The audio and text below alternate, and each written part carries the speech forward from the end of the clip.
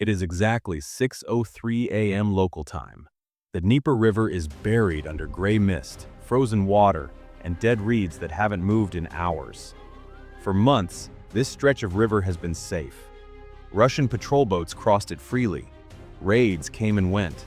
Nothing challenged their control, until this morning. On the Ukrainian bank, hidden deep inside the vegetation, a machine gunner freezes. Through his thermal sight, a bright white shape cuts through the fog, fast, silent, and moving upstream. He tightens his grip. For the next few seconds, one mistake could ignite the entire river. He looks through his thermal sight. The world is shades of gray and black, but suddenly, a bright white heat signature cuts through the darkness. It is moving fast, cutting upstream against the current, just 140 meters away. The gunner flips the safety off his Browning heavy machine gun. His finger tightens on the trigger. He thinks he has spotted a Russian sabotage boat trying to infiltrate the lines.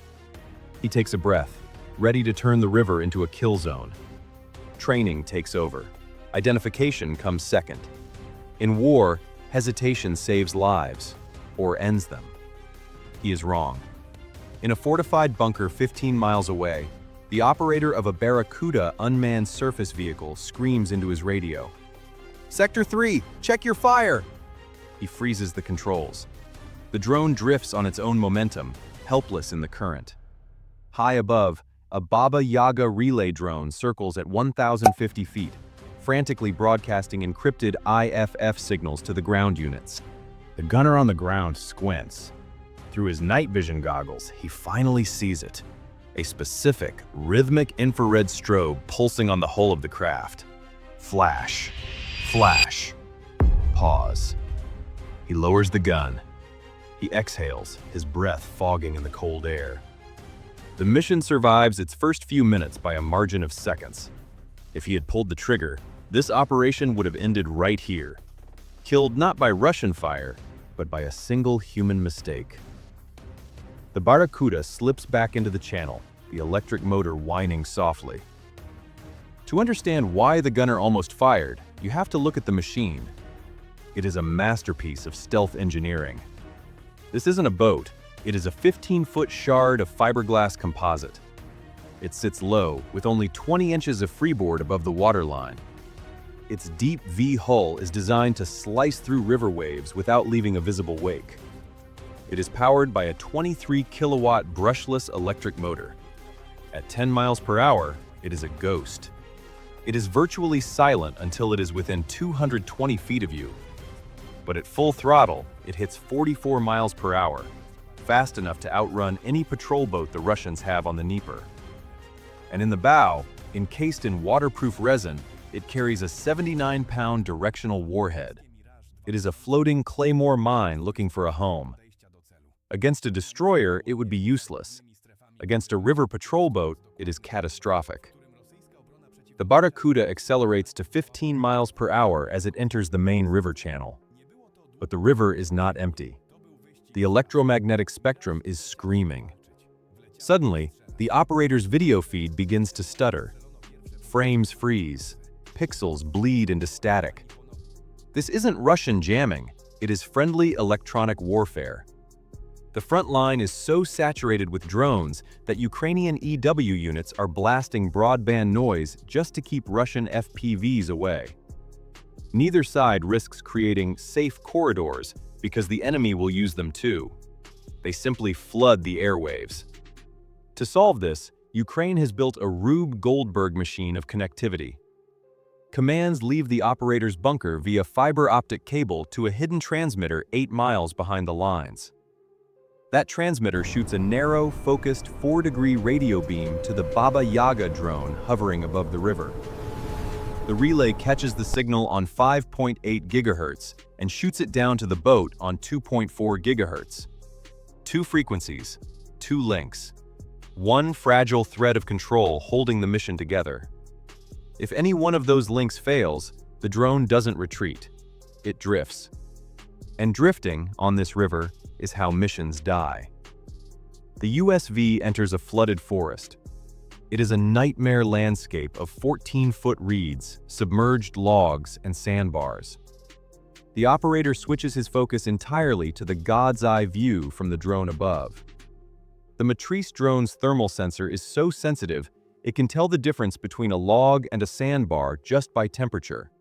Water-soaked wood holds heat longer than river mud. The electric motor drops to 7 miles per hour.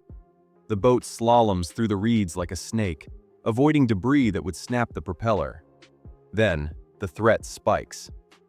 The channel widens to 305 feet. The boat is exposed. On the thermal feed, a white dot appears. It is diving from 610 feet. A Russian FPV strike drone. "Kill the power!" the flight lead orders. "Drift into the reeds!" The operator cuts the throttle. The Barracuda glides silently into a thick cluster of rotting vegetation. Hidden under overhanging stalks, the drone stops. To the Russian camera above, the heat signature of the boat blends perfectly with the thermal noise of the debris. The Russian FPV roars overhead at 52 feet, hunting, searching. The pilot knows something is down there, but he can't isolate it. He circles once more, then leaves, convinced the river is empty. It isn't. But the danger isn't over. A second Russian drone is closing in. This one is lower, slower, looking for the wake. The operator hits the radio. "Contact BUVEL-AD. Grid 47, bearing 045. 2 enemy FPVs, requesting immediate electronic takedown." 15 miles back, a BUVEL-AD electronic warfare vehicle wakes up.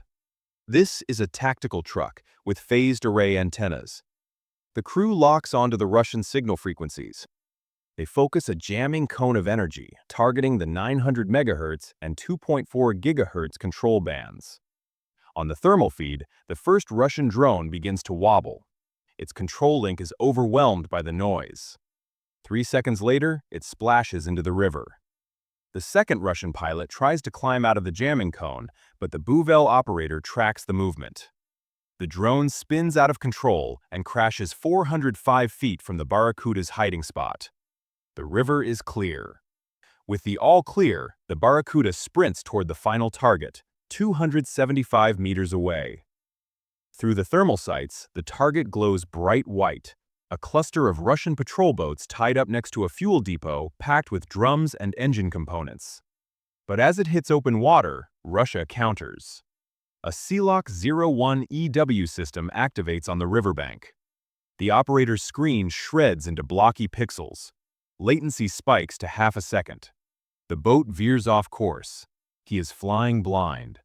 The drone pilot high above doesn't wait for orders. He climbs from 1,400 feet to 1,600 feet and shifts 200 feet east, hunting for a hole in the jamming bubble, a clean line of sight where the relay can punch through the noise. For 8 agonizing seconds, the Barracuda is sailing on momentum and hope. The operator fights the urge to panic. The operator counts his breaths out loud, not for the drone, but to keep his own hands steady. Then, the relay finds a gap. The video snaps back. The target is 200 meters dead ahead. No more hiding, no more tricks, only speed. The final sprint begins, throttle wide open. The electric motor whines as the boat hits 44 miles per hour. On the riverbank, Russian soldiers scramble. They see the wake cutting through the water like a torpedo. They raise their rifles. It doesn't matter. At this speed, the USV covers 100 feet every 2 seconds. By the time the Russians shoulder their weapons, the drone is already inside their guard. By the time they fire, it is at 60 feet. The operator locks the helm onto the center of the boat cluster. The bow camera feed expands into a blinding white light as it closes on the fuel drums. Impact. There is no sound on the feed, just static.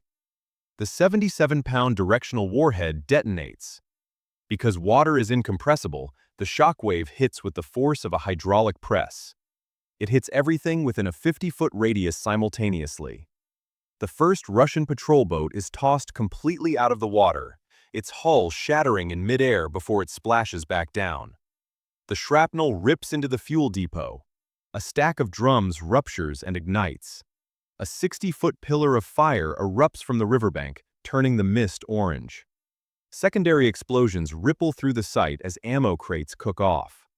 The logistics hub that supported Russian river raids for months is reduced to charred metal and sinking wood. Miles upstream, the Ukrainian machine gunner watches the orange glow rise through the fog. He never fired a shot. In 2026, the river is no longer a barrier. It is a highway for ghosts. This mission proves something uncomfortable for every modern military. With the right mix of fiberglass, commercial electronics, and steady hands, even the strongest defenses can be bypassed. The Russians may control the banks. They may control the checkpoints, the patrol routes, and the watchtowers. But they do not control the water. From this morning onward, every patrol boat on this river has to move differently. Every engine noise will feel louder. Every ripple will feel suspicious. Because now, silence itself can be a weapon. What happened on the Dnieper wasn't just a raid. It was a demonstration of how warfare is changing, quietly, cheaply, and relentlessly. Ukraine has turned the waterways into a new front line, one where a $10,000 unmanned boat can erase $1 million logistics hub in seconds. And that raises a much bigger question for the future of war. Are small, disposable suicide boats the next dominant force at sea and on rivers? Or will defenses evolve fast enough to stop them? I'd love to hear what you think. Drop your thoughts in the comments below. And if you want more cinematic battlefield breakdowns like this, make sure to subscribe. Because in modern war, the most dangerous threat isn't always the one you see. Sometimes it's already moving beneath the fog.